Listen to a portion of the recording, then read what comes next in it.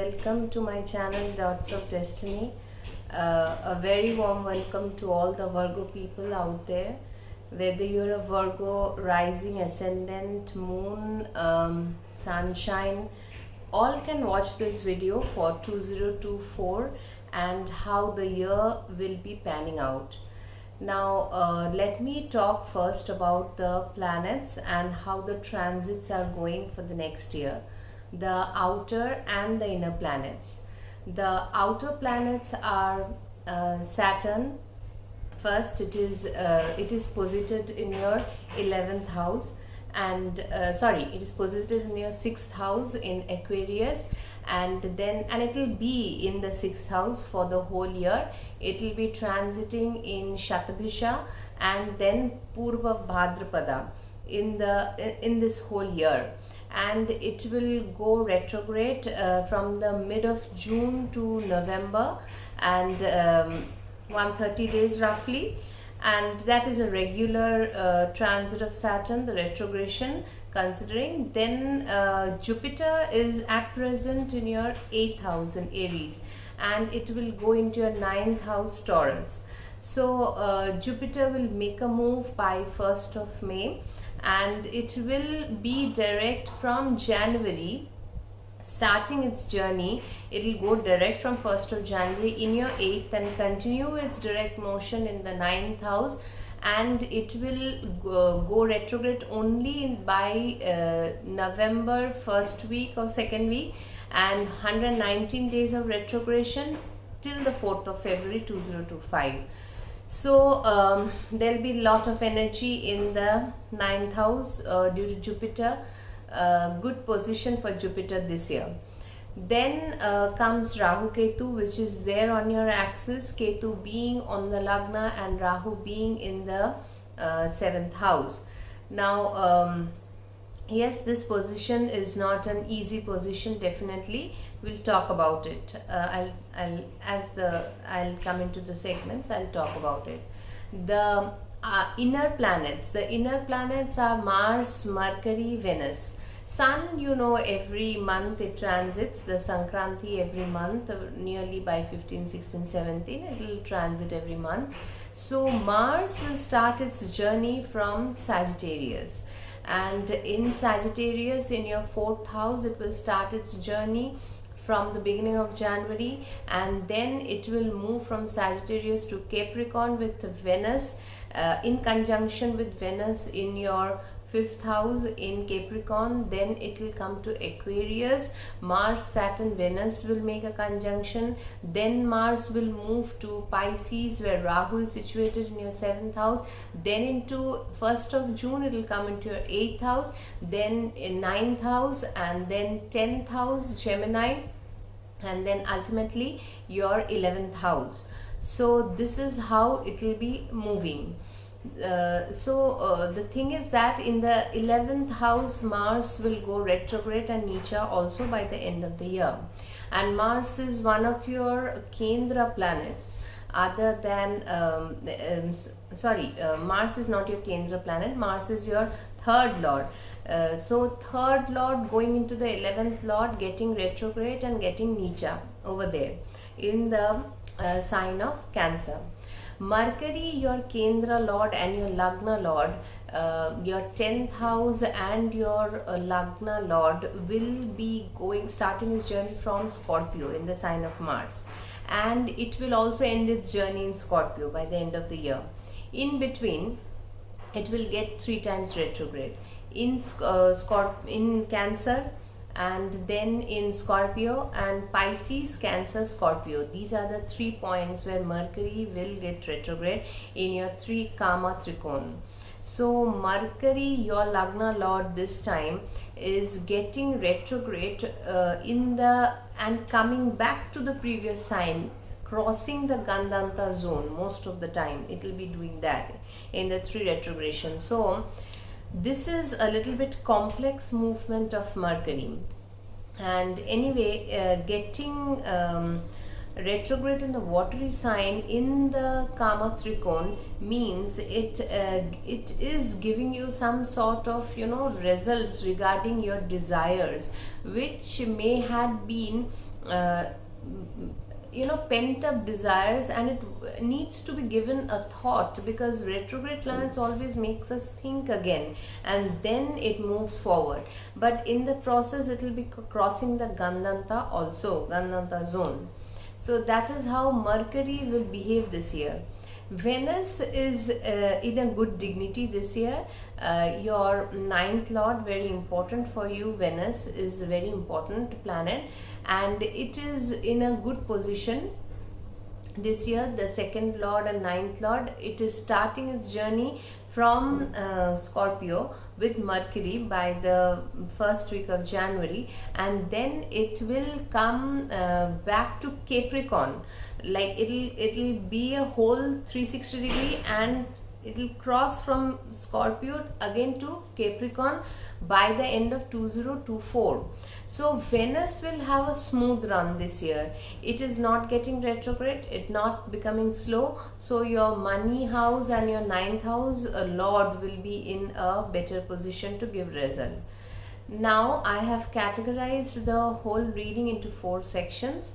First is the professional, then is the professional front, then is the financial front, then your relationships, and then your travel and health. So these are the 4 things that we are going to talk about. First is your professional front. Your professional front is ruled by 2 planets, Mercury being the Kendra Lord. There's a 10th Lord, your Gemini house, and also it is the 6th house. These are the 2 places where your professional things are controlled. Now 6th house is totally under control of Saturn at this point of time. 6th house Saturn, what I've seen is that it is I feel it's a good position of Saturn, because Saturn creates a lot of discipline in this area, and being in its own sign of Aquarius, it is even better, I find. Maybe in 2023 you felt that you had been following a routine from many years, maybe all those have been changed by Saturn. That kind of things may happen. Saturn structures you in the 6th house and helps you to deal with Rogue Rin Shatru. So Saturn is that kind of a planet. So 6th house affairs should be good if you follow a disciplined and structured way of handling things. And if you want to take loans, be a little careful, because Saturn does not encourage you to take too much. Do it so that you can again pay it back in time. Now 10th Lord Mercury is it is starting its journey from Vrishchik, your 3rd house, and it is coming back by the end of the year to Scorpio. Mercury will be in a good transit. On and off it will go retrograde as it always does.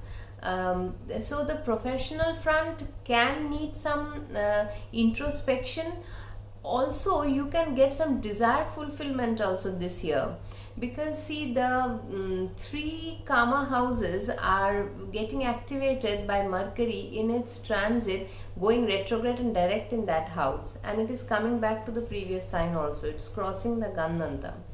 So if you're running a Mercury Antardasha or Pratyantardasha, it can be a little complicated at times during its retrogression, because if it is crossing the Gandanta from Mean to Mesh, again it is from Aries to Pisces, again it is come back into Aries. So that kind of a thing can give a little bit to and fro movement of Mercury. So that will be discussed in the transits when it happens in all throughout the year. But otherwise I see profession should be doing good, especially if you want a job, if you want to change a job, join a job, different things. This can be good because Saturn is there in the 6th house in dignity. One thing I want to put into light is that Ketu being on the Lagna, this I have seen whole this year with Libra people happening, and Mercury and Venus is also a very swift moving planet like Mercury. Don't take too much of pride in your doing a thing. Because if you have that, many people have that, many people don't. I'm talking if for the scenario, try and understand why I'm saying this. If you have too much pride in the way, Ketu will cut it short. Be aware of that. This is a thing I want to say straightforward, because Ketu does not allow ego to come up onto your head. Yes, you may be good, you may be very good in your area, in your work, you may have achieved a lot. Doesn't matter for a planet like Ketu, because it will make you a moksha karak, can give you what? Wisdom. Ketu cuts things off from your life, giving you more wisdom in that area. This from this scenario I have seen happening with so many Libra people in my past 18 months of experience with Libra. Yeah, it gives frustration also, no denying that. It gives frustration. When your ego breaks, we feel frustrated from inside, because that is what we had carried for so long. But that's why I'm telling you, Virgo, very precisely for your ascendant, moon sign of sunshine, this year, because Ketu is on the Lagna and Mercury is also having a Gandanta transit every retrograde. Some Gandanta means untying of the knot can happen all throughout the year, especially when Mercury is getting retrograde. So be wary of those months and take ahead your life in a smooth and skillful way, because Virgo people have the skill, have the patience, they can do it. But just don't ego take up, and don't be fidgeting about things too much with your way. Ketu is a planet which wants you to let loose from those areas. So this is what I have seen. Okay, now I come to the your money front. Money planets are Moon and your Venus. Venus is doing good this year. Second house, you will be able to accumulate wealth. 11th house, obviously Moon, Cancer is not having as such any aspect, but understand that the sign of Cancer, 8th Saturn is transiting from Cancer. So be a little cautious with the 11th house things. If you're regarding some desire fulfillment, regarding too much going overboard with the 11th house things, because Saturn, whenever it is 8th from a sign, some way it gives sudden changes to that sign, because 8th from any sign is its house of change. So your 11th house is that. Saturn is running 8th from your Cancer house, that is your 11th house. And second house should do really good. When Venus will be, once it will be conjunct with Saturn, also in the transit in Aquarius, Mars will also conjunct Saturn. If you want to take a loan, why I'm telling is that whenever Mars Saturn, Venus Saturn, second lord traveling in the 6th house, it gets conjunct, we want to take a lot of loan, maybe we want to buy something, and that can happen. You should do it, but with a little bit of caution, because Saturn does not entertain. Saturn is restriction, it does not want to flare up things. You must understand that. Because Rahu now in your efforts area will make you put effort. You will go all overboard, because Rahu in your 7th house will flare up your desire, aspecting your 3rd house, not in your 3rd house. In your 7th house, it will give you lot of desires. The 7th Rahu, especially relationship and all these things, it will give you desire. Once the finance comes under control, you will want to focus on relationship. Yes, in this 18 months of Rahu transiting in the 7th house, you can come in contact with people you want to strike up a relationship. Because see, wherever Rahu goes, the urge is over there. The urge is to strike up a relationship, long-term partnership, maybe marriage. That Rahu can give you, definitely. But whenever there is a relationship, that Rahu can bring, because the Pisces, some emotional issues can build up in the relationship, especially when your seventh lord is in the eighth, in the first 4 months of the year, Jupiter. So relationship needs a little bit of careful handling. That's why I'm telling you, it's all about striking the balance. Whenever Rahu Ketu comes in the first and seventh, or in the fourth and 10th, it is about striking a balance with you and the seventh house things, or in the fourth and 10th is about the home front and the professional front. These two axes are the dance of Rahu Ketu, as I call it. It's a real dance of Rahu Ketu, which how much to keep, how much to give, how much to let loose, and what to do. So this is the theme of this year. This is the theme. And see, fifth house lord in the sixth and Rahu being in the seventh can give some challenges in the relationship front. But once Jupiter goes into your Taurus area, in the ninth area, some travel and all these can bring betterment in the existing relationship. That can really happen. If you want to go for higher studies, that you can do. If you want to go for pilgrimages, you can do. All these things will be favored when Jupiter once goes into Taurus. So with family, because Taurus is the original second house, maybe you spend up a little more with family. That may happen. You can go for a pilgrimage. That is a good time to do that.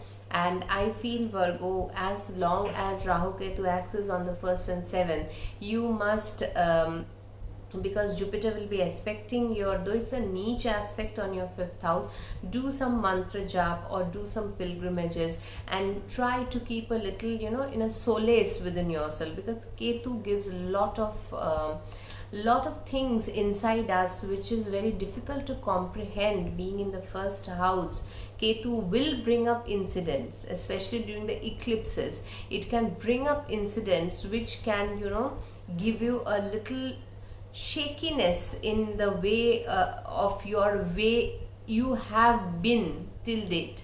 So that is how it happens. For every sign it happens. Every sign has to go through it.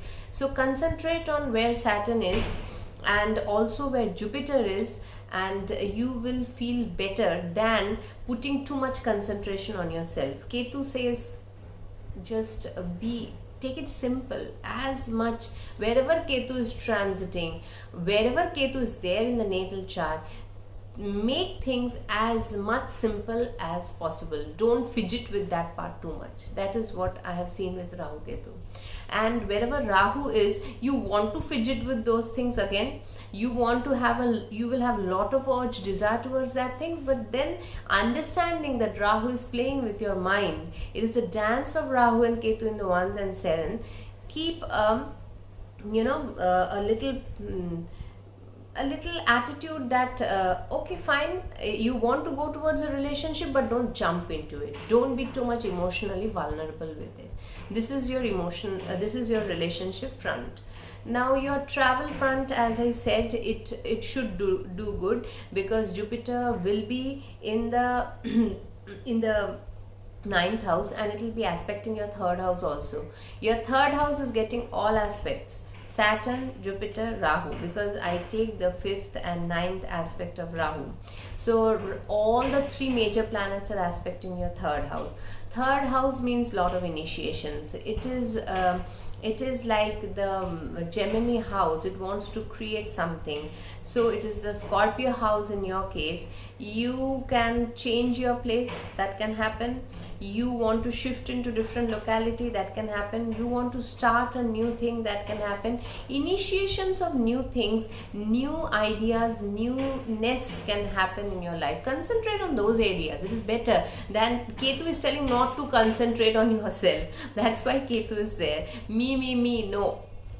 Not too much into Rahu also. Concentrate in the area where you will get a newness to your crafts and skills. That is how I can put it. It is a better way of going with this year 2028. So Health is another part I wanted to talk. Saturn being in the sixth will make you disciplined, I feel, because Saturn, whenever it comes into the sixth aspects, the eighth, the 12th, and third, so it will make you get up, do work, don't be lazy. Yes, Saturn sometimes can be a little laziness also it gives, but don't give up to that. Don't think too much, don't go into too much of loneliness, because it will be aspecting the Leo house. Yes, if you feel too much burdened, because Saturn in the sixth will give lot of work, it can be a busy and very busy time you can have if you're running, especially a Saturn Antardasha, Pratyantardasha. Usually also whenever Saturn comes in the sixth transit, it brings up to such a condition in life that you feel time is very limited and you have to compartmentalize your things. So if you feel tired, go back to a little bit of isolation, that is your Leo house. Take some deep breath, meditate. Ketu, when on the Lagna or in the 12th, it gives good time for meditating and contemplating. Do these things and then come back and again start with the journey. That is how it should be but keep a very good watch on your health, very good watch, especially the first 4 months. Saturn, Jupiter both are aspecting your 12th house of Leo. So January, February, March, April, if any rectification, health rectification, any operation, anything you have to undergo, do it. Rectify your health. That is what Saturn is here to do for you. If you're running a more or less conducive dasha antardasha, to go with the process you had been holding up maybe for a long period of time. Some people have knee replacement issues or certain things like that, where they doctor already told them they're not into it yet. So do with it, go with it, do it, rectify it, and then start again a new journey, because Saturn is telling you to look after Rog Rin Shatru in the sixth house. So this is the total thing that I wanted to say about the about your horoscope 2024. I hope I could tell you the pockets that I wanted to talk about. Your professional front, your financial front, your health needs more of caution. Caution in the sense that you and the dance of Rahu Ketu in the 1st and 7th. Whenever this axis comes, it is challenging, no doubt about it, but every sign lives up to it. Now Libra people have got quite relief, I feel. Capricorn and Libra, the Rahu Ketu axis, whenever in the 1st, 7th and 4th, 10, it brings up lot of issues, so that needs to be dealt with, and it brings a newness to our personality once we go through it. So thank you for watching my video. Hope I'll keep giving you better videos in near future. Till then, take good care. Bye.